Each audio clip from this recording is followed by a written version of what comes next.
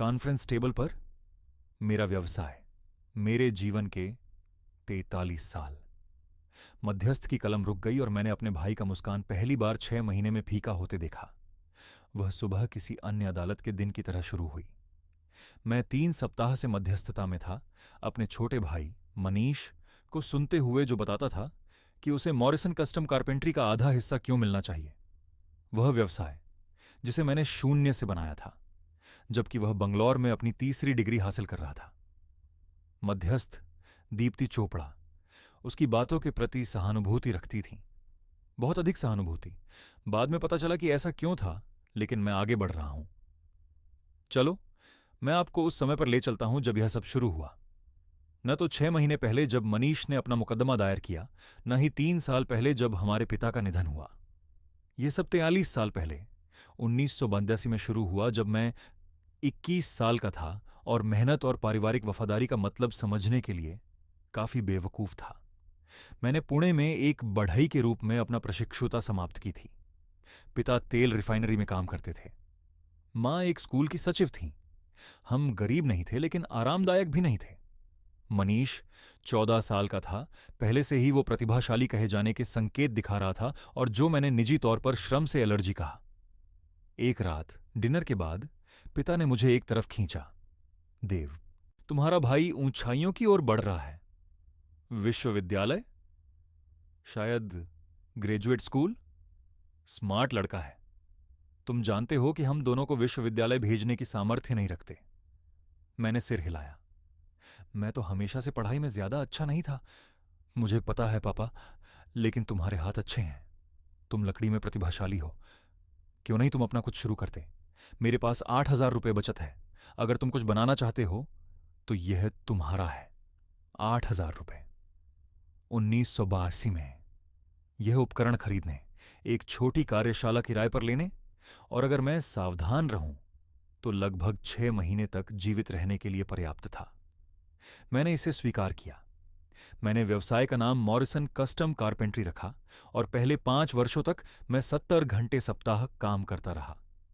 रसोई के cabinet, furniture की मरम्मत, नए विकास के लिए कस्टम बिल्ट-इन्स जो पूरे पुणे में तेल के उछाल के दौरान बन रहे थे।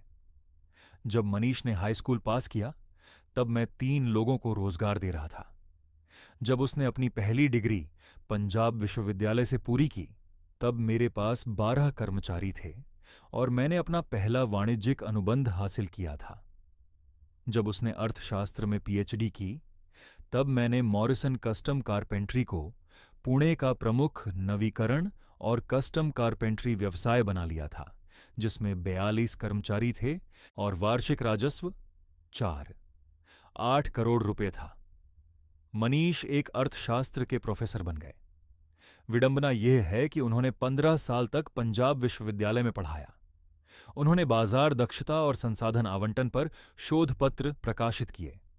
उन्होंने कभी व्यवसाय के बारे में नहीं पूछा, कार्यशाला में कभी नहीं आए, और जो मैंने बनाया उस पर कोई रुचि नहीं दिखाई। पिता हम दोनों पर अलग अलग तरीके से गर्व करते थे। मेरे प्रोफेसर बेटे और मेरे उद्यमी बेटे, वह पारिवारिक रात्रिभोज में कहते थे। लेकिन मैंने वर्षों में कुछ देखा। जब मनीष क्रिसमस के लिए घर आता तो पिता की आंखें ऐसी जगमगाती थीं जैसी कभी मेरे लिए नहीं होती थीं। जब मनीष ने एक और पत्र प्रकाशित किया तो पिता एक प्रति अपनी मेज पर रखते थे। जब मैंने 2008 में पुणे लघु व्यवसाय उत्कृष्टता पुरस्कार जीता तो पिता ने कहा, बहुत बढ़िया बेटा, और मनीष के नवीनतम लेख को पढ़ने में वापस लग गए। मैं शिकायत नहीं कर रहा, मैं समझता था। मनीष सफलता की कहानी था। मैं बस वह आदमी था जो अपने हाथों से काम करता था। मां को 2019 में अल्जाइमर बीमारी का निदान हुआ। पिता ने मार्च 2022 में उनका ख्याल रखा, जब तक उनका दिल नहीं थमा। मनीष अहमदाबाद से अंतिम संस्कार के लिए आया, 4 दिन रुका और वापस चला गया। मैं वह था जिसने मां को एक मेमोरी केयर सुविधा में स्थानांतरित किया। मैं वह था जो हफ्ते में 3 बार जाता था। मैं वह था जिसने 6,200 रुपये की मासिक फीस चुकाई, क्योंकि उनकी देखभाल की जरूरतें सार्वजनिक प्रणाली द्वारा प्रदान की गई सेवा से अधिक थीं। मनीष हर महीने 500 रुपये का योगदान देता था। प्रोफेसर की सैलरी, वह कहता था, तुम्हारी तरह नहीं, बड़े सफल व्यवसायी। पिता के अंतिम संस्कार के 6 महीने बाद मनीष ने मुझसे फोन किया। हमें व्यवसाय के बारे में बात करनी है देव। मैं एक साइट विजिट के बाद अपने ट्रक में घर जा रहा था। इसके बारे में क्या? वह वादा किया हुआ महल। मैं लगभग क्रॉचल ट्रेल से गाड़ी उतार दिया। क्या? पिता हमेशा कहते थे कि व्यवसाय हम दोनों के लिए है। पारिवारिक विरासत। उन्होंने मुझे वर्षों में दर्जनों बार बताया। मनीष, मैंने यह व्यवसाय बनाया। पिता ने मुझे 1982 में 8,000 रुपये दिए। वह उनकी योगदान था। बाकी सब मेरे जीवन के 43 साल हैं। पिता ने कहा था कि यह पारिवारिक व्यवसाय है। परिवार, इसका मतलब मुझे भी शामिल करता है। देव, तुमने मॉरिसन कारपेंट्री में एक दिन भी काम नहीं किया। इससे कोई फर्क नहीं पड़ता। पिता का वादा मायने रखता है। मैंने धैर्य रखा है देव। मैंने तुम्हें चीजें चलाने दिया, निर्णय लेने दिया, लेकिन अब इसे औपचारिक रूप देने का समय है। मैं 50% मालिकाना हक चाहता हूं और मैं इसे लिखित में चाहता हूं। मैंने एक टिम हॉर्टन के पार्किंग लॉट में गाड़ी रॉकी। मनीष, क्या तुम गंभीर हो? पूरी तरह से गंभीर। तुम्हारे पास संपत्ति बनाने के लिए 43 साल थे। मैं अकादमी में रहा हूं, तुमसे कम पैसे में। पिता यह जानते थे। वह चीजों को संतुलित करना चाहते थे। उन्होंने मुझसे कहा, देव, कई बार व्यवसाय मेरे दोनों बेटों के लिए है। भले ही पिता ने ऐसा कहा हो, जिस पर मुझे संदेह है, इसका कानूनी तौर पर कोई अर्थ नहीं है। व्यवसाय मेरे नाम पर पंजीकृत है। मेरे पास 43 साल के टैक्स रिटर्न, व्यवसाय पंजीकरण, सब कुछ है। यह मेरा है। हम देखेंगे कि वकील क्या कहता है। मैं तुम्हें यह सही तरीके से, पारिवारिक तरीके से करने का एक मौका दे रहा हूं। 50-50 साझेदारी। मैं अदालत में मुकदमा दायर करूंगा क्योंकि पिताजी ने मुझसे जो वादा किया था। उसने फोन काट दिया। मैं उस पार्किंग लॉट में 1 घंटे तक बैठा रहा, लोगों को कॉफी और टिम्बिट्स के लिए आते जाते देखते हुए, यह समझने की कोशिश करते हुए कि क्या हुआ। मेरा छोटा भाई, जिसे मैंने बड़ा होते देखा, जिसे मैंने उसकी दूसरी डिग्री के लिए मदद की जब पैसे की तंगी थी, जिसने कभी मेरे व्यापार में रुचि नहीं दिखाई, मुझे मुकदमा करने की धमकी दे रहा था। मैंने अपनी पत्नी दीप्ति को फोन किया। हम 38 साल से शादीशुदा थे। 2 बच्चों को बड़ा किया, जो अब अपने अपने परिवारों के साथ 30 के दशक में हैं। वह ब्लफ कर रहा है, उसने कहा। मनीष, ऐसा नहीं है। वह तुम्हारा भाई है। लेकिन वह ब्लफ नहीं कर रहा था। 2 हफ्ते बाद मुझे अहमदाबाद के एक कानून फर्म से एक दावा पत्र मिला।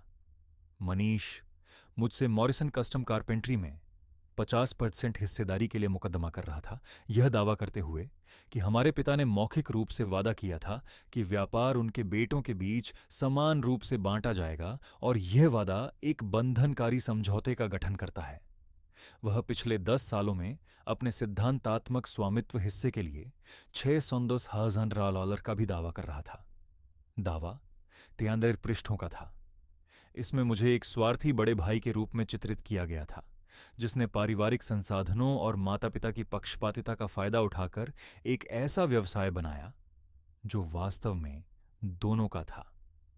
इसमें आरोप लगाया गया कि मैंने मनीष को व्यापारिक निर्णयों से व्यवस्थित रूप से बाहर रखा। इसमें कहा गया कि पिताजी ने बार बार और लगातार मनीष को आधा व्यवसाय देने का वादा किया, जिसमें विशिष्ट तिथियां और बातचीत का उल्लेख किया गया था। मैंने इसे 3 बार पढ़ा, हर बार और भी बीमार महसूस करते हुए। तिथियां असली थीं। क्रिसमस 2015, थैंक्सगिविंग 2018, पिताजी का 70वां जन्मदिन 2019 में। लेकिन बातचीत, मुझे कोई याद नहीं थी कि पिताजी ने ऐसा कुछ कहा हो, और मैं उन सभी पारिवारिक समारोहों में मौजूद था। निश्चित रूप से मैंने सुना होता अगर पिताजी ने मनीष को मेरे व्यापार का आधा हिस्सा देने का वादा किया होता। मैंने एक वकील, पत्रिका वोंग को नियुक्त किया, जो पुणे में सबसे अच्छे मुकदमेबाजी वकीलों में से एक थीं। उन्होंने दावा पढ़ा और अपने होठों को चूमा। यह महंगा होने वाला है देव। वह पहले अनिवार्य मध्यस्थता की मांग कर रहा है, जो कि अल्बर्टा में 5 मिलियन से कम के व्यावसायिक विवादों के लिए मानक है। अगर मध्यस्थता विफल होती है तो हम मुकदमे की तैयारी करेंगे। क्या वह जीत सकता है? क्या आप वास्तव में मौखिक वादे से एक व्यवसाय जीत सकते हैं? अलबत्ता में यह कठिन है, लेकिन असंभव नहीं। अगर वह साबित कर सकता है कि आपके पिता ने एक स्पष्ट विशेष वादा किया और कि वह वादा कानूनी जिम्मेदारियों को बनाने के लिए था और कि मनीष ने उस वादे पर निर्भर किया, तो हां, इसे प्रॉमिसरी एस्टॉपेल कहा जाता है। लेकिन सबूत का बोझ भारी है। व्यवसाय पंजीकरण, मेरे कर रिटर्न 43 वर्षों तक एकमात्र मालिक के रूप में यह हमारी मदद करेगा। लेकिन अगर जज मानता है कि आपके पिता ने एक बंधनकारी वादा किया, तो स्वामित्व के रिकॉर्ड मायने नहीं रख सकते। सवाल यह है, क्या आपके पिता ने मनीष से आधा व्यवसाय देने का वादा किया? मैंने इस पर विचार किया। पिताजी ने वर्षों में कई बार कहा था कि व्यापार मेरे बेटों के लिए है। आमतौर पर जब उन्होंने क्रिसमस पर कुछ बियर पी रखी होती थी, विरासत और परिवार के बारे में बात करते हुए, लेकिन यह कभी विशिष्ट नहीं था। यह कभी नहीं था। मनीष, तुम आधे के मालिक हो। यह एक पुराने आदमी की अस्पष्ट भावुकता थी जो चाहता था कि उसके बेटे एक दूसरे के साथ मिलकर रहें। शायद। मैंने स्वीकार किया। पिताजी ने वर्षों में कुछ बातें की, लेकिन कुछ भी विशिष्ट नहीं, कुछ भी कानूनी नहीं। पत्रिका ने सिर हिलाया। यही तो मनीष की उम्मीद है। अस्पष्टता उसके पक्ष में काम करती है। वह दावा कर सकता है कि पिताजी का मतलब स्वामित्व था। आप दावा कर सकते हैं कि पिताजी का मतलब भावनात्मक विरासत था। यह उसने कहा बन जाता है, सिवाय इसके कि आपके पिता यहां स्पष्ट करने के लिए नहीं हैं। तो हम क्या करें? हम मध्यस्थता के पास जाते हैं और उम्मीद करते हैं कि हम कुछ उचित पर समझौता कर सकें। अगर नहीं, तो हम मुकदमे की तैयारी करते हैं। आपके पास जो भी दस्तावेज हैं, व्यापार रिकॉर्ड, निगमन पत्र, आपके पिता से कोई पत्र या ईमेल, किसी भी गवाह जो इन कथित वादों को सुना हो, इकट्ठा करना शुरू करें। मैंने अगले महीने में 43 वर्षों के दस्तावेजों को खंगाला।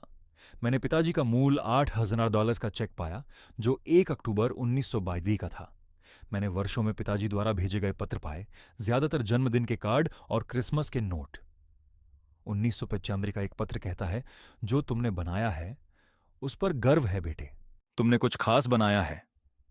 2007 का एक और पत्र कहता है, मॉरिसन कारपेंट्री तुम्हारे मेहनत और दृष्टि का प्रमाण है। इनमें से किसी में भी मनीष का उल्लेख नहीं था। इनमें से किसी में भी स्वामित्व साझा करने का उल्लेख नहीं था। मैंने मां के मेमोरी केयर सुविधा को फोन किया और इस बारे में उनसे बात करने की कोशिश की। वह एक बुरे दिन से गुजर रही थी। तुम कौन हो? उसने मुझसे पूछा। हैरोल्ड कहां है? हैरोल्ड मेरे पिता थे। वह पिछले 3 साल से उनके लिए पूछ रही थी। मध्यस्थता का कार्यक्रम नवंबर के अंत में तय किया गया था, पिताजी के निधन के लगभग 1 साल बाद। मध्यस्थ दीप्ति चोपड़ा थीं, 60 वर्षीय पूर्व जज जो पारिवारिक व्यापार विवादों में विशेषज्ञता रखती थीं। उनका बहुत सिफारिश की गई थी। पहला सत्र एक साधारण सम्मेलन कक्ष में पुणे के एक कार्यालय भवन में था। मनीष अपने वकील, अहमदाबाद के एक तेज तर्रार आदमी रिचर्ड थॉर्न के साथ आया। वे मुझसे और पत्रिका से ऐसे बैठे जैसे हम एक कॉरपोरेट विलय पर बातचीत कर रहे हों, न कि एक परिवार को बर्बाद करने पर। दीप्ति चोपड़ा ने मानक मध्यस्थता भाषण शुरू किया। मैं यहां एक समाधान की सुविधा प्रदान करने के लिए हूं, जिसके साथ दोनों पक्ष रह सकते हैं। यह एक अदालत नहीं है। मैं किसी को कुछ करने के लिए मजबूर नहीं कर सकती, लेकिन मैं आपको सामान्य आधार खोजने में मदद कर सकती हूं। मनीष ने पहले बात शुरू की। उसकी आवाज शांत और तार्किक थी, वही आवाज जो शायद उसने अर्थशास्त्र के छात्रों को व्याख्यान देते समय इस्तेमाल की होगी। देव, मैं नहीं चाहता कि यह प्रतिकूल हो। हम भाई हैं, लेकिन पिताजी ने एक वादा किया था और मुझे आपसे उसे मानने की जरूरत है। उसने मुझे कई बार बताया कि यह व्यापार हमारे दोनों के लिए है। उसने मेरी शैक्षणिक करियर को देखा, यह देखा कि मैं उतना पैसा नहीं कमा रहा जितना तुम कमा रहे हो, और वह चीजों को संतुलित करना चाहता था। यही उसकी इच्छा थी। मैंने अपने भाई की ओर देखा। वह ईमानदार लग रहा था। यही सबसे बुरी बात थी। उसे वास्तव में ऐसा विश्वास होता हुआ लग रहा था। मनीष, मैं मॉरिसन कारपेंट्री को 43 साल से चला रहा हूं। क्या तुमने कभी वहां काम किया? तुमने तो कार्यशाला का दौरा भी नहीं किया। यह वादा कब हुआ था? यह एक अकेली बातचीत नहीं थी देव, यह वर्षों की बातचीत थी। पिताजी मुझसे व्यापार के बारे में बात करते थे, यह बताते हुए कि यह एक पारिवारिक संपत्ति है और कैसे वह चाहते थे कि उनके दोनों बेटे सुरक्षित रहें। विशेष समय दावे में है, क्रिसमस 2015। उन्होंने मुझे बैठाया और कहा, मनीष, चिंता मत करो, व्यापार तुम्हारे लिए रहेगा। देव जानता है कि यह मेरे दोनों बेटों के लिए है। थैंक्स गिविंग 2018, वही बात। उनके 70वें जन्मदिन पर उन्होंने फिर से यही कहा। मैं उन सभी कार्यक्रमों में था। मुझे याद नहीं कि पिता ने ऐसा कहा। तुम जेनिफर के परिवार से बात कर रहे थे या बच्चों के साथ व्यस्त थे? ये निजी बातचीत थी देव। पिता और पुत्र। दीप्ति चोपड़ा ने बीच में हस्तक्षेप किया। आइए, एक समाधान खोजने पर ध्यान दें। मनीष, तुम्हारे लिए एक उचित समाधान कैसा होगा? 50% स्वामित्व, जो कानूनी दस्तावेजों में औपचारिक रूप से लिखा जाए। मैं देव को सीईओ के रूप में काम जारी रखने देने को तैयार हूं और रोज के कामकाज को संभालने की अनुमति देता हूं। मुझे प्रबंधन में शामिल होने की आवश्यकता नहीं है, लेकिन मैं चाहता हूं कि मेरी स्वामित्व हिस्सेदारी को मान्यता मिले और मैं 50% मुनाफा प्राप्त करना शुरू करना चाहता हूं। पैट्रिशिया ने चुपके से अपनी बात रखी। यह बेतुका है। मॉरिसन कारपेंट्री लगभग $800,000 का वार्षिक मुनाफा उत्पन्न करती है। तुम कुछ नहीं के बिना $400,000 प्रतिवर्ष मांग रहे हो। मैं वही मांग रहा हूं जो मेरे पिता ने मुझे वादा किया था। मैंने अपनी आवाज पाई। भले ही पिता ने ऐसा कुछ कहा हो जिस पर मैं सहमत नहीं हूं। क्या यह ज्यादा समझदारी नहीं होगी कि इसे इस तरह समझा जाए कि मैं तुम्हारी मदद कर रहा हूं अगर तुम्हें कभी जरूरत हो, न कि तुम्हें व्यापार का आधा हिस्सा दे रहा हूं? मनीष ने सिर हिलाया। पिता ने स्पष्ट कहा, देव, उन्होंने कहा कि व्यापार हमारे दोनों के लिए है, न कि मनीष की मदद करना। उन्होंने कहा कि हम दोनों मालिक हैं। पहली मध्यस्थता सत्र बिना किसी प्रगति के समाप्त हुआ। दीप्ति चोपड़ा ने अगले महीने में 2 और सत्र निर्धारित की। सत्रों के बीच मैं सो नहीं सका। मैं रात में बिस्तर पर लेटे हुए छत को घूरता रहा, उन पारिवारिक समारोहों के बारे में सोचता रहा जिनका मनीष ने उल्लेख किया था। मैंने पिता के ठीक शब्दों को याद करने की कोशिश की। क्या उन्होंने कुछ ऐसा कहा था जिसे वादा माना जा सके? मैंने उन पार्टियों में कुछ बियर पी ली थी। मेहमानों का स्वागत करने में व्यस्त था, सभी से बात करने में। क्या मैंने कुछ महत्वपूर्ण चूक दिया? जेनिफर ने देखा, तुम खा नहीं रहे, तुम सो नहीं रहे। यह तुम्हारे लिए विनाशकारी है। अगर मैं यह मामला हारता हूं तो मैं सब कुछ खो दूंगा। व्यापार का मूल्य लगभग $6 मिलियन है। अगर मनीष को आधा मिलता है तो मुझे उसे 3 मिलियन देकर बाहर करना होगा, जो मेरे पास नहीं है, या व्यापार बेचना होगा और पैसे बांटने होंगे। किसी भी तरह से मॉरिसन कारपेंट्री खत्म हो जाएगी। मनीष व्यापार को वास्तव में नष्ट नहीं करेगा। वह तुम्हारा भाई है। मुझे नहीं लगता कि मैं अपने भाई को जानता हूं।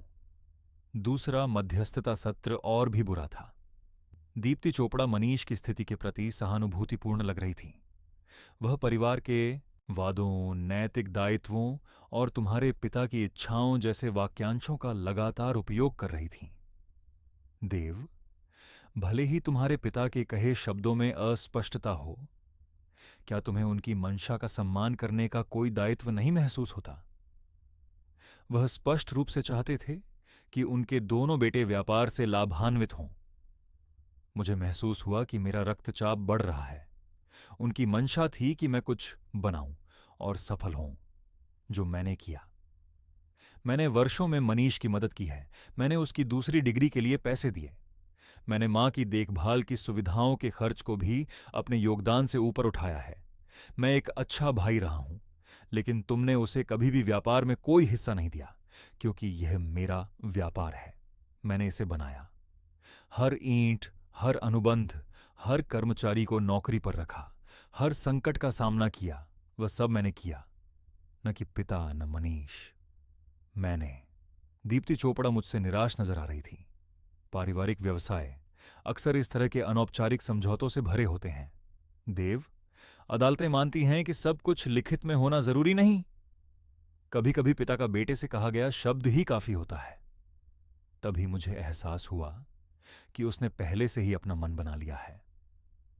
वह सोचती थी कि मनीष को कुछ मिलना चाहिए, शायद सचरविद नहीं, लेकिन कुछ महत्वपूर्ण। और एक मध्यस्थ के रूप में वह हमें उस परिणाम की ओर ले जा रही थी।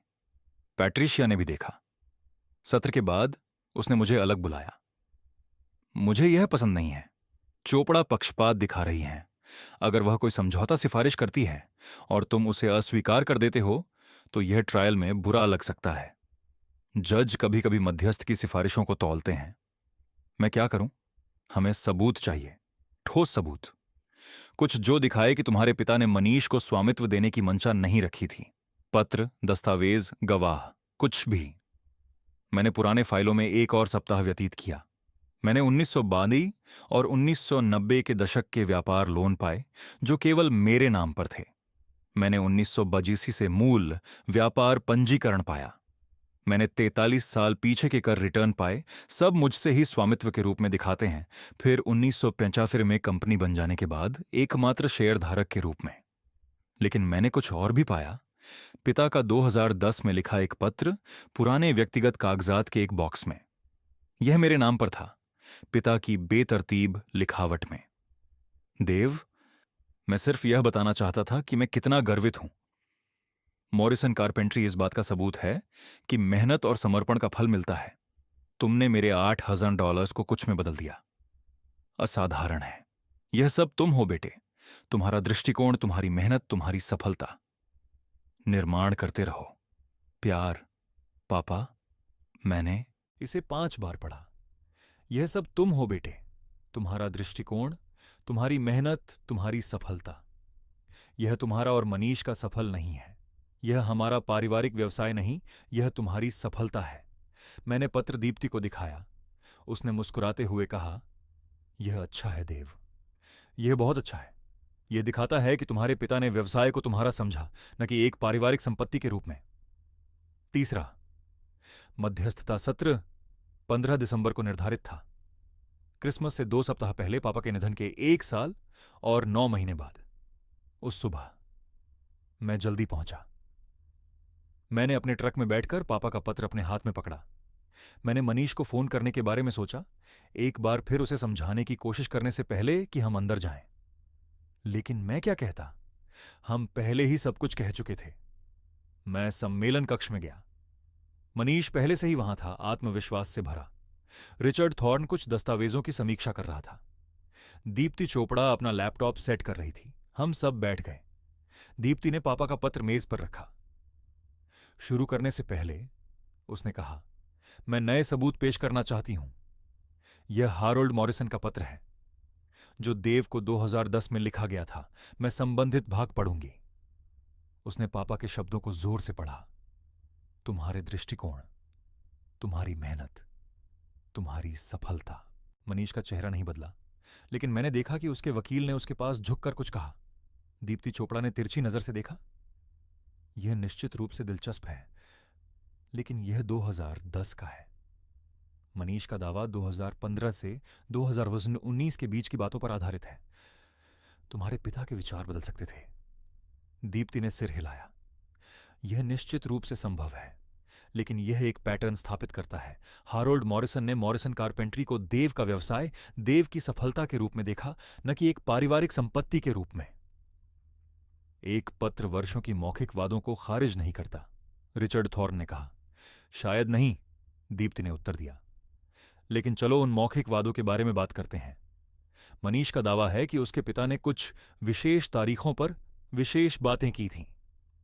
क्रिसमस 2015, थैंक्सगिविंग 2018, हारोल्ड मॉरिसन का 70वां जन्मदिन मार्च 2019 में। वह दावा करता है कि ये निजी बातचीत थी, सिर्फ पिता और पुत्र। यह सही है, मनीष ने कहा। दीप्ति ने अपनी फाइल खोलकर एक मोटी फोल्डर निकाली। मैंने हारोल्ड मॉरिसन के मेडिकल रिकॉर्ड उसके परिवार के चिकित्सक डॉक्टर रॉबर्ट चेन से प्राप्त किए हैं, जो 2014 से लेकर उनकी मृत्यु 2022 तक के हैं। दीप्ति ने अचानक ध्यान दिया। मेडिकल रिकॉर्ड, इसका हारोल्ड मॉरिसन से क्या संबंध है? उन्हें नवंबर 2014 में प्रारंभिक चरण का अल्जाइमर रोग डायग्नोस्ट किया गया था, डॉक्टर चेन की नोट्स में बताया गया था। 2013 से संज्ञानात्मक गिरावट की शुरुआत हुई और औपचारिक निदान 2014 के अंत में हुआ। परिवार को सूचित किया गया था कि अनुशंसित उपचार योजना में निगरानी दवाइयां शामिल थीं। और दीप्ति ने कागजों को पलटा। परिवार के सदस्यों को किसी भी महत्वपूर्ण निर्णय या वादों का दस्तावेजीकरण करना चाहिए, क्योंकि मरीज पिछले बयानों के बारे में भ्रमित हो सकता है। कमरा चुप हो गया। मनीष ने अपनी आवाज पाई। यह पापा नहीं थे, उन्हें अल्जाइमर नहीं था, मां को था। तुम्हारी मां का निदान 2019 में हुआ था, दीप्ति ने कहा। तुम्हारे पिता का निदान 5 साल पहले हुआ था, परिवार को बताया गया था। क्या तुम सूचित नहीं हुए, मनीष? मुझे याद आया। 2014 में डॉक्टर का अपॉइंटमेंट, क्रिसमस से ठीक पहले। पापा ने मुझसे कहा था कि मैं उनके साथ चलूं। प्रारंभिक चरण। डॉक्टर चेन ने कहा था कि उनके अच्छे दिन और बुरे दिन होंगे। हो सकता है कि वे कहानियां दोहराएं, हाल की बातचीत भूल जाएं, लेकिन वे अभी भी अपने मामलों को संभालने में सक्षम थे। उसके बाद मैं ही पापा के मामलों को संभाल रहा था। बिल, प्रिस्क्रिप्शन, अंततः मां को देखभाल में ले जाने का निर्णय जब पापा अब प्रबंधन नहीं कर सकते थे। मुझे लगा था कि मनीष को पापा के निदान के बारे में पता है, लेकिन वे अहमदाबाद में शायद साल में 3 बार ही आता था। शायद मैंने उसे स्पष्ट रूप से नहीं बताया था। शायद मैंने सोचा था कि मां ने इसका जिक्र किया होगा। क्रिसमस 2015 की बातचीत, मनीष ने वर्णन किया। हारोल्ड मॉरिसन के चिकित्सा नोट्स दिसंबर 2015 से संकेत करते हैं कि वह बढ़ती हुई भ्रम और अल्पकालिक स्मृति हानि का अनुभव कर रहे थे। डॉक्टर ने विशेष रूप से उल्लेख किया कि हारोल्ड हाल की घटनाओं को पूर्व की घटनाओं से अलग करने में संघर्ष कर रहे थे और कभी-कभी वास्तविकता के साथ असंगत बयानों का निर्माण कर रहे थे। दीप्ति ने और पृष्ठ निकाले। थैंक्सगिविंग 2018। हारोल्ड मॉरिसन को 3 सप्ताह पहले एक चिकित्सा आपातकाल का सामना करना पड़ा, एक मामूली स्ट्रोक। अस्पताल के रिकॉर्ड अस्थायी संज्ञानात्मक हानि को दर्शाते हैं। उनके डॉक्टर ने उल्लेख किया कि मरीज को असमंजस और कहानी बनाने का अनुभव हो रहा था। मार्च 2019, हारोल्ड का 70वां जन्मदिन। इस समय तक हारोल्ड मॉरिसन का अल्जाइमर मध्यम स्तर पर पहुंच चुका था। डॉक्टर चेन के नोट्स फरवरी 2019 से यह कहते हैं, मरीज को परिवार की देखरेख के बिना वित्तीय या कानूनी निर्णय नहीं लेने चाहिए। संज्ञानात्मक कार्यक्षमता महत्वपूर्ण रूप से प्रभावित हुई है। मनीष सफेद हो गया। मुझे नहीं पता था। पापा उन समारोहों में ठीक लग रहे थे। वह बातें कर रहे थे, मजाक कर रहे थे, कहानियां याद कर रहे थे। अल्जाइमर के मरीजों को अक्सर सामाजिक स्थितियों में ठीक लग सकता है, दीप्ति ने कहा, बिना कठोरता दिखाए। वे लक्षणों को छिपा सकते हैं, खासकर प्रारंभिक अवस्था में, लेकिन चिकित्सा प्रमाण स्पष्ट हैं। तुम्हारे पिता उस समय अवधि के दौरान बंधनकारी वादे करने के लिए संज्ञानात्मक रूप से सक्षम नहीं थे, जिसे तुम वर्णित कर रहे हो। और अगर उन्होंने कुछ कहा भी, तो किसी के द्वारा किए गए वादे जिनकी संज्ञानात्मक हानि का दस्तावेज है, कानूनी दावे के आधार नहीं बन सकते। दीप्ति चोपड़ा चिकित्सा रिकॉर्ड पढ़ रही थी, उसकी अभिव्यक्ति बदल रही थी। मुझे इस निदान के बारे में जानकारी नहीं थी। यह विश्लेषण को महत्वपूर्ण रूप से बदलता है। रिचर्ड थॉर्न दस्तावेजों को तेजी से पढ़ रहे थे। यहां तक कि अगर हारोल्ड मॉरिसन को संज्ञानात्मक समस्याएं थीं, तो यह स्वचालित रूप से हर बात को अमान्य नहीं करता। अगर उन्होंने इस निदान से पहले ये वादे किए, तो निदान 2014 का है। दीप्ति ने कहा कि मनीष का दावा 2015 से 2019 के बीच किए गए वादों पर है, जो निदान के काफी बाद का है, और वह पत्र जो मैंने पहले प्रस्तुत किया 2010 से यह दिखाता है कि उनकी बीमारी से पहले हारोल्ड मॉरिसन ने स्पष्ट रूप से व्यवसाय को केवल देव का समझा। मैंने अपने भाई को देखा। वह मेज पर घूर रहा था। उसका आत्मविश्वास खो चुका था। मनीष, मैंने धीरे से कहा, क्या पापा ने सच में वो बातें कहीं, या तुमने वो सुना जो तुम सुनना चाहते थे? उसने ऊपर देखा और महीनों में पहली बार मैंने अपने छोटे भाई को देखा, मेरे प्रतिकूल को नहीं। उसने कहा, देव, उसने कहा। मैं कसम खाता हूं, क्रिसमस 2015। हम रसोई में थे, सिर्फ हम दोनों। उसने मेरे कंधे पर हाथ रखा और कहा, चिंता मत करो मनीष, यह व्यवसाय मेरे दोनों बेटों के लिए है। देव जानता है कि यह तुम्हारे लिए हमेशा रहेगा। मुझे यह स्पष्ट याद है। मुझे विश्वास है कि तुम इसे याद करते हो। मैंने कहा, लेकिन पापा को अल्जाइमर था मनीष। वह भ्रमित था। शायद वह उस 8,000 रुपये के बारे में सोच रहा था जो उसने मुझे दिए थे, और उसके भ्रमित मन में यह सोच लिया कि इसका मतलब यह है कि व्यवसाय हम दोनों का है। शायद वह तुम्हें तुम्हारी प्रोफेसर की तनख्वाह के बारे में बेहतर महसूस कराने की कोशिश कर रहा था, लेकिन यह कोई वादा नहीं था। यह असली नहीं था। मनीष की आंखें नम थीं। वह हर बार जब मैं मिलने जाता यही कहता। हर क्रिसमस, हर थैंक्सगिविंग वह मुझे अलग ले जाकर कहता कि चिंता मत करो, मैं देखभाल करूंगा, कि व्यवसाय हमारा है। मुझे लगा कि इसका कुछ मतलब है। इसका मतलब था कि पापा तुमसे प्यार करते थे। मैंने कहा कि इसका मतलब था कि वह चाहते थे कि तुम सुरक्षित महसूस करो। लेकिन यह कोई कानूनी वादा नहीं था, और यह वास्तविकता नहीं थी। दीप्ति चोपड़ा ने अपनी गला खंखारते हुए कहा, इस नए चिकित्सा साक्ष्य को देखते हुए मुझे नहीं लगता कि मध्यस्थता मनीष की स्थिति के लिए अनुकूल समझौते का परिणाम देगी। यदि यह मुकदमे में जाता है तो जज लगभग निश्चित रूप से पाएंगे कि हैरोल्ड मॉरिसन ने संबंधित समय अवधि के दौरान बाध्यकारी वादे करने की क्षमता खो दी थी। रिचर्ड थॉर्न पहले से ही अपना ब्रीफकेस पैक कर रहा था। मुझे अपने ग्राहक से परामर्श करना है। हमने एक ब्रेक लिया। पट्रीशिया और मैं सड़क के पार एक कॉफी शॉप में गए। जब मैंने कॉफी का ऑर्डर दिया तो मेरे हाथ कांप रहे थे। क्या तुम अपने पिता के निदान के बारे में जानते थे? पट्रीशिया ने पूछा। मैं जानता था। मैंने इसे इतने लंबे समय तक संभाला कि यह सामान्य बन गया। मैंने यह नहीं सोचा कि यह कई साल पहले की बातचीत को कैसे प्रभावित कर रहा है। मैंने नहीं सोचा कि मनीष नहीं जानता था। उसे तो जानना चाहिए था। देव, तुम्हारी मां का बाद में निदान हुआ। वह देखभाल में चली गई। तुम्हारे पिता की स्थिति के बारे में चर्चा होनी चाहिए थी। मनीष अहमदाबाद में था। वह साल में शायद 3 बार आता था। हर 2 हफ्ते में फोन कॉल। शायद मैंने सोचा कि कोई और उसे बता दिया। शायद मैंने बस मान लिया।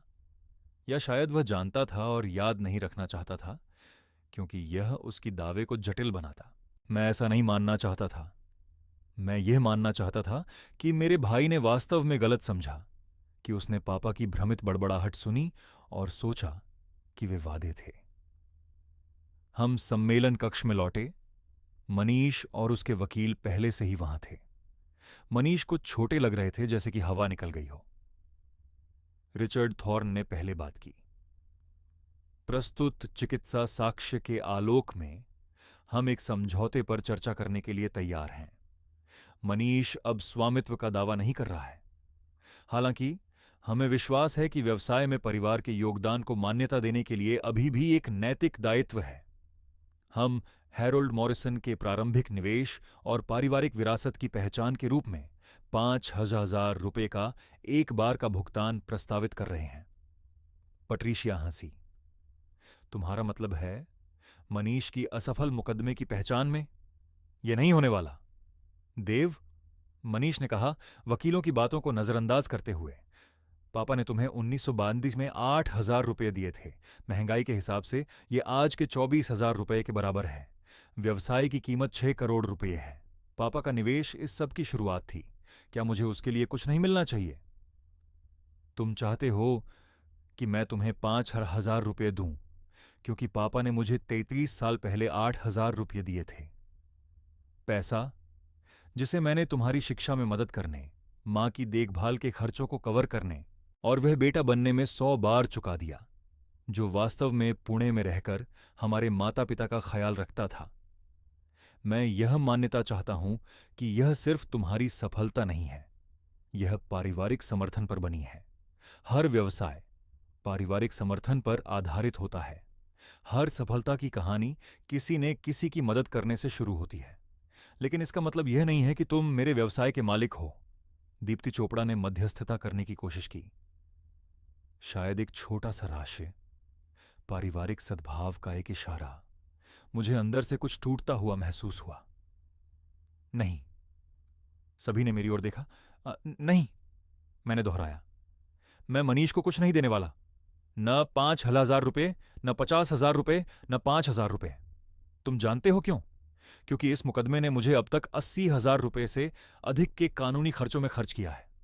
यह मेरी नींद, तनाव और मेरे जीवन के लगभग 1 साल को बर्बाद कर चुका है। इसने मेरे भाई के साथ मेरे रिश्ते को नुकसान पहुंचाया है, शायद स्थायी रूप से। और किस लिए? क्योंकि पापा ने अपनी उलझन में परिवार के बारे में कुछ अस्पष्ट बातें कहीं, जिन्हें मनीष ने स्वामित्व के दावे में बदल दिया। मैंने अपना फोन निकाला और अपने बैंकिंग ऐप को खोला। तुम परिवार के योगदान की बात करना चाहते हो? चलो संख्याओं के बारे में बात करते हैं। 2019 से 2025 तक मां की याददाश्त की देखभाल की लागत 84,64,000 रुपये है। मैंने उसमें से 40,000 रुपये दिए। तुमने 26,000 रुपये दिए। ये पैसे मैंने व्यवसाय से, अपनी रिटायरमेंट सेविंग्स से निकाले ताकि हमारी मां का ख्याल रख सकूं, जबकि तुमने हर महीने 500 रुपये का चेक भेजा और साल में 2 बार आए। मैंने और रिकॉर्ड देखे। तुम्हारा दूसरा मास्टर डिग्री 1964 से 1996, जब तुम्हारी फंडिंग रुक गई, मैंने तुम्हें 18,000 रुपये उधार दिए। तुमने 5,000 रुपये वापस किए। वह 30 साल पहले की बात है मनीष। मैंने कभी बाकी की मांग नहीं की। देव, मनीष ने शुरू किया, मैं खत्म नहीं हुआ हूं। 2008 में, जब तुम अकादमिक नौकरियों के बीच थे और अपने घर की किस्त नहीं चुका पा रहे थे, मैंने तुम्हें 12,000 रुपये भेजे। 2015 में, जब तुम्हारी कार खराब हो गई और तुम्हें नई कार के लिए डाउन पेमेंट की जरूरत थी, 6,000 रुपये। 2020 में, जब विश्वविद्यालय ने तुम्हारी तनख्वाह 20% कम कर दी थी, मैंने तुम्हें एक $500 प्रति माह 8 महीनों तक भेजे। ये कुल 12,000 डॉलर होते हैं। मैंने अपना फोन रख दिया। मैंने पिछले 30 वर्षों में तुम्हें $450,000 से अधिक दिए हैं मनीष। कुछ कर्ज के रूप में, जिन्हें तुमने कभी चुकाया नहीं, और कुछ उपहार के रूप में। मैंने कभी कोई खाता नहीं रखा। मैंने कभी वापस मांगने की कोशिश नहीं की, क्योंकि यही परिवार का धर्म होता है।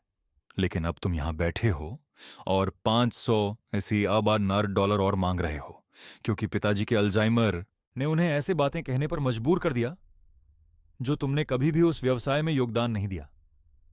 कमरे में सन्नाटा था। मनीष की आवाज बस एक फुसफुसाहट थी। मुझे वो सब याद नहीं है। स्वाभाविक है कि तुम नहीं याद करते, क्योंकि मैंने तुम्हें याद करने के लिए कभी मजबूर नहीं किया। मैंने तुम्हें कभी अपनी बातों से दबाया नहीं। मैंने मदद की क्योंकि तुम मेरे भाई हो, लेकिन लगता है कि यह तुम्हारे लिए कुछ भी मायने नहीं रखता। रिचार्ड थॉर्न ने खड़े होकर कहा, मुझे लगता है कि यहां हमारी चर्चा समाप्त होती है। मनीष, हमें तुम्हारे विकल्पों पर बात करनी चाहिए। कोई विकल्प नहीं है, पेट्रिशिया ने कहा। अगर तुम मुकदमे की प्रक्रिया को आगे बढ़ाते हो तो देव चिकित्सा साक्ष्य, व्यवसाय के रिकॉर्ड और दशकों से मनीष को उसकी वित्तीय सहायता का दस्तावेज प्रस्तुत करेगा। अहमदाबाद में कोई जज तुम्हारे पक्ष में निर्णय नहीं देगा। तुम हारोगे और तुम्हें देव के कानूनी खर्चों का भुगतान करना होगा, जो वर्तमान में $20,000 और बढ़ रहे हैं। मनीष धीरे धीरे खड़ा हुआ। उसने मेरी ओर देखा और मैंने अपने छोटे भाई को फिर से देखा, 14 साल का, मेरी तरफ देखता हुआ। मुझे खेद है देव, मैंने सोचा। मुझे नहीं पता मैं क्या सोच रहा था। पिताजी ने वो बातें कहीं और मैं चाहता था कि वो सच हों। मैं चाहता था कि मेरे लिए कुछ हो, मेरी प्रोफेसर पेंशन से आगे की कोई सुरक्षा हो। मैं चाहता था कि मैं परिवार के व्यवसाय में महत्वपूर्ण रहूं। तुम बस पूछ सकते थे मनीष, अगर तुम मेरे पास आकर कहते, देव, मैं संघर्ष कर रहा हूं, क्या तुम मदद कर सकते हो? तो मैं मदद करता। मैं हमेशा करता रहा हूं। लेकिन तुमने नहीं पूछा, तुमने मांग की, तुमने मुझे दबाया। मैं जानता हूं। उसने अपने वकील की ओर देखा। रिचार्ड, मुकदमा वापस लो, ये खत्म हो गया। मनीष, मैं भी तुम्हें ऐसा करने की सलाह दूंगा। ये खत्म हो गया, मेरे भाई ने कहा। मैंने पिताजी की भ्रमित बड़बड़ाहट को कुछ ऐसा बना दिया जो वो नहीं थे। मैंने खुद को यह यकीन दिलाया कि मैं कुछ का आधा हकदार हूं जिसे मैंने कभी नहीं बनाया। उसने मेरी ओर देखा। मुझे खेद है देव। मैं नहीं चाहता कि तुम मुझे माफ करो। मैं सिर्फ चाहता हूं कि तुम जानो कि मुझे खेद है। वह बाहर चला गया। रिचार्ड थॉर्न ने अपने कागजात इकट्ठा किए और उसका पीछा किया। दीप्ति चोपड़ा असहज दिख रही थी। मुझे खेद है देव। मुझे शुरू में परिवार की परिस्थितियों की अधिक जांच करनी चाहिए थी।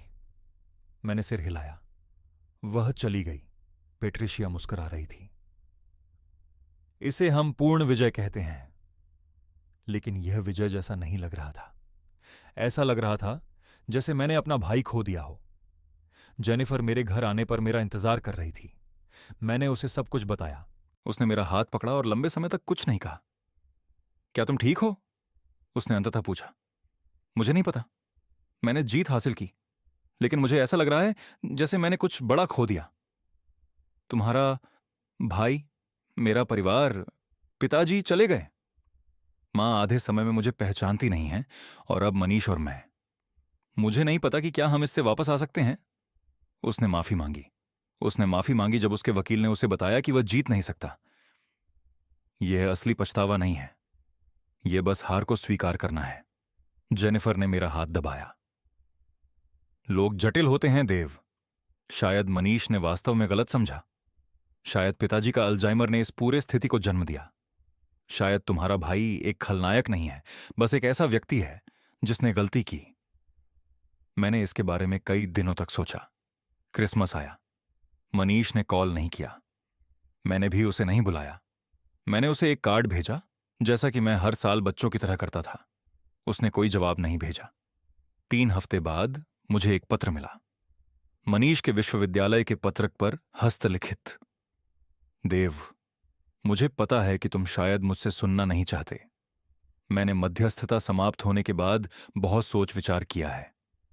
मैंने अपने चिकित्सक से बात की, कुछ सहकर्मियों से, जो भी पारिवारिक विवाद के मध्यस्थ हैं, यह समझने के लिए कि क्या हुआ। मुझे लगता है कि मैंने अपने मन में पिताजी की भ्रमित बातों के आधार पर एक कहानी बनाई, और मैंने खुद को यकीन दिलाया कि यह सच है, क्योंकि मैं चाहता था कि यह सच हो। मैं महसूस करना चाहता था कि मैं महत्वपूर्ण हूं, जैसे मैं तुम्हारी सफलता का हिस्सा हूं। यह स्वार्थी और गलत था। मुझे तुम्हारी उपलब्धियों पर गर्व करना चाहिए था। मुझे इस पर जश्न मनाना चाहिए था, बजाय इसके कि मैं इसके लिए श्रेय मांगता। मैं माफी की उम्मीद नहीं करता, लेकिन मैं चाहता हूं कि तुम जानो कि मैं थेरेपी में हूं। मैं यह समझने पर काम कर रहा हूं कि मैंने ऐसा क्यों किया, और मैं अपनी पूरी जिंदगी इस बात का पछतावा करने में बिताऊंगा कि मैंने तुम्हें चोट पहुंचाई। अगर तुम कभी बात करना चाहो तो मैं यहां हूं। तुम्हारा भाई मनीष। मैंने पत्र 3 बार पढ़ा। मैंने इसे जेनिफर को दिखाया। तुम्हें क्या लगता है? मैंने पूछा। मुझे लगता है कि वह इसे सच में कहता है। मुझे लगता है कि वह अपने किए पर भयभीत है और वह सुधारने की कोशिश कर रहा है। क्या माफी काफी है? मुझे नहीं पता। यह तुम्हारे ऊपर है। मैंने मनीष को कॉल नहीं किया, न तो उस दिन न ही उस सप्ताह, लेकिन मैंने पत्र रख लिया। 2 महीने बाद, मार्च 2025 में, मुझे मेमोरी केयर सुविधा से एक कॉल आया। मां ने अपनी नींद में शांति से अंतिम सांस ली। मैंने मनीष को कॉल किया। उसने पहले रिंग पर उठाया। देव। मां सुबह चली गई। सन्नाटा। फिर? मैं कल वहां आऊंगा। तुम्हें मुझसे क्या करने की जरूरत है? हमने मिलकर अंतिम संस्कार की योजना बनाई। हमने कार्यों का विभाजन किया। मैंने अंतिम संस्कार के घर और सेवा की व्यवस्था संभाली। उसने शोक संदेश लिखा और रिश्तेदारों से संपर्क किया। हम कुशल थे, पेशेवर, जैसे व्यापार भागीदार। हमने मुकदमे के बारे में बात नहीं की। अंतिम संस्कार में मनीष मेरे बगल में बैठा। वहां पर श्रद्धांजलि में मनीष रोने लगा। मैंने उसके कंधे पर हाथ रखा, जैसे पापा हम दोनों के साथ करते थे जब हम बच्चे थे। सेवा के बाद हम मां के शव के पास खड़े थे। मुझे खेद है, मनीष ने कहा। केवल मुकदमे के लिए नहीं, सबके लिए। माँ के बीमार होने पर ज्यादा ना आने के लिए, पापा की मदद नहीं करने के लिए, उस बेटे के लिए जो चला गया और तुमसे सब कुछ संभालने की उम्मीद की। मैं आज मुकदमे के बारे में बात नहीं करना चाहता मनीष। मैं जानता हूं, मुझे बस ये जानने की जरूरत है कि मुझे इसका पछतावा है। मुझे इसका पछतावा है। हमने मां को पापा के पास पुणे के क्वींस पार्क श्मशान में दफनाया। वही श्मशान जहां हमने दादा दादी, चाचा चाची और परिवार के अन्य सदस्यों को दफनाया था। एक हफ्ते बाद मनीष ने मुझे फोन किया। क्या हम कॉफी पी सकते हैं? बस बात कर सकते हैं। हम बंगलौर में एक कैफे में मिले, वही जगह जहां मैं 1 साल पहले उसके मुकदमे के बारे में सोच रहा था। हमने कॉफी मंगवाई और एक दूसरे के सामने बैठे। मैं पापा के पत्र के बारे में सोच रहा था। मनीष ने कहा, 2010 का तुम्हारा विजन, तुम्हारी मेहनत, तुम्हारा सफलता, यही लिखा था, है ना? हाँ, वह सही था। यह सब तुम्हारा था और मैंने तुम्हें यह छीनने की कोशिश की क्योंकि मैं जलता था। मैंने अपनी कॉफी में चम्मच चलाया। तुम्हें जलन क्यों थी? तुम्हारी अच्छी नौकरी थी, अच्छी जिंदगी थी। मैं समझदार बेटा था, पढ़ा लिखा, जिसे महान चीजें करनी थीं। लेकिन तुमने कुछ असली बनाया, कुछ जो लोगों को रोजगार देता है, जो मूल्य पैदा करता है, जो तुम्हारे जाने के बाद भी अस्तित्व में रहेगा। मैंने ऐसे पेपर लिखे जिन्हें 12 लोगों ने पढ़ा। तुमने मॉरिसन कारपेंट्री बनाई। तुम्हारे पेपर महत्वपूर्ण थे मनीष। तुमने सैकड़ों छात्रों को पढ़ाया। यह कभी भी पर्याप्त नहीं था। और जब पापा असमंजस में आने लगे, जब उन्होंने कहा कि यह व्यापार हम दोनों के लिए है, मैंने उस पर जोर दिया। मैंने अपने मन में एक कहानी बना ली कि मैं आधा हकदार था, क्योंकि पापा हमेशा हमारे बीच चीजों को संतुलित करना चाहते थे। यह मानसिकता थी, शायद मानसिकता नहीं, शायद बस इंसानियत। मनीष ने मेरी ओर देखा। क्या हम फिर से शुरू कर सकते हैं? जो हुआ उसे भूलें कि नहीं, लेकिन कुछ नया बनाना शुरू करें? मैं नहीं चाहता कि मैं अपने भाई को खो दूं। मैंने पापा के असमंजस में किए गए वादों, मनीष के मुकदमे, 1 साल की तनाव और 87,000 रुपये के कानूनी खर्चों के बारे में सोचा। मैंने 43 सालों तक एक व्यापार बनाने, उस बेटे के रूप में जो रुका, अपने माता पिता की देखभाल करने के बारे में सोचा। मुझे नहीं पता कि क्या हम पहले की तरह हो सकते हैं। मैंने कहा, ईमानदारी से, वह विश्वास टूट गया है, लेकिन शायद हम यह पता लगा सकते हैं कि अब हम क्या बन सकते हैं। यही मैं पूछ रहा हूं। हमने 2 घंटे तक पापा, मां, अपने बच्चों और भविष्य के बारे में बात की। हम सब कुछ हल नहीं कर सके। कुछ घावों को ठीक होने में समय लगता है, लेकिन यह एक शुरुआत थी। 1 महीने बाद मैंने कुछ ऐसा किया जिसे मैंने कभी नहीं सोचा था। मैंने मनीष को फोन किया और उसे एक प्रस्ताव दिया। मैं रिटायरमेंट के बारे में सोच रहा हूं। मैं 64 साल का हूं। मैं 43 साल से यह कर रहा हूं। मैं थक गया हूं। मेरे घुटने में दर्द है। मैं चाहता हूं कि मैं जेनिफर के साथ यात्रा करूं जब तक हम कर सकते हैं। यह समझदारी है। मैं अगले 5 वर्षों में अपने वरिष्ठ प्रबंधकों को व्यापार का संक्रमण करना चाहता हूं। उन्हें धीरे धीरे शेयर बेचकर मुझे बाहर निकलने देने की अनुमति देना चाहता हूं। लेकिन इससे पहले मैं पंजाब विश्वविद्यालय में एक छात्रवृत्ति फंड स्थापित करना चाहता हूं। 100,000 रुपये की शुरुआत के लिए, उन छात्रों के लिए जो अपने खुद के व्यवसाय शुरू करना चाहते हैं। मैं इसे हारोल्ड मॉरिसन मेमोरियल छात्रवृत्ति नाम देना चाहता हूं। मनीष कुछ समय के लिए चुप रहा। यह सुंदर है देव। मैं चाहता हूं कि तुम इसे प्रबंधित करने में मदद करो। तुम अकादमिक हो। तुम जानते हो कि विश्वविद्यालय की छात्रवृत्तियां कैसे काम करती हैं। यह हमारे लिए पापा की याद को एक साथ सम्मान देने का एक तरीका होगा। मैं सम्मानित होऊंगा, सच में। लेकिन एक शर्त है। क्या? तुम्हें कार्यशाला में आना होगा। वास्तव में उस व्यापार को देखना होगा जिसे तुमने आधा लेने की कोशिश की। वहां काम करने वाले लोगों से मिलना होगा, समझना होगा कि मैंने क्या बनाया। मुझे यह पसंद आएगा। वह अगले सप्ताह आया। मैंने उसे मॉरिसन कस्टम कारपेंट्री का दौरा दिया, उस कार्यशाला को दिखाया जहां हम कस्टम कैबिनेट बनाते थे, उस शोरूम को जहां ग्राहक हमारे काम को देखने आते थे, उन कार्यालयों को जहां मेरे प्रबंधक परियोजनाओं की योजना बनाते थे। उसने मेरे कर्मचारियों से मिला, जिनमें से कुछ मेरे साथ 20 साल से थे। दौरे के अंत में मनीष ने मुझसे कहा, मैं नहीं समझा, मैं सच में नहीं समझा। यह केवल एक व्यापार नहीं है, ये 43 सालों के संबंधों का, कारीगरी का, तुम्हारी जिंदगी का परिणाम है। यह वही है जो पापा के 8,000 रुपये बन गए जब किसी ने वास्तव में काम किया। मुझे खेद है, मैंने इसे लेने की कोशिश की। मुझे पता है तुम ऐसा कर रहे हो। हमने उस गर्मी में हारोल्ड मॉरिसन मेमोरियल छात्रवृत्ति स्थापित की। पहली प्राप्तकर्ता एक युवा महिला थी जो कस्टम फर्नीचर व्यवसाय शुरू करना चाहती थी। पुरस्कार समारोह में मनीष और मैंने मंच पर एक साथ खड़े होकर 2 साल में पहली बार हम फिर से भाई की तरह दिखे।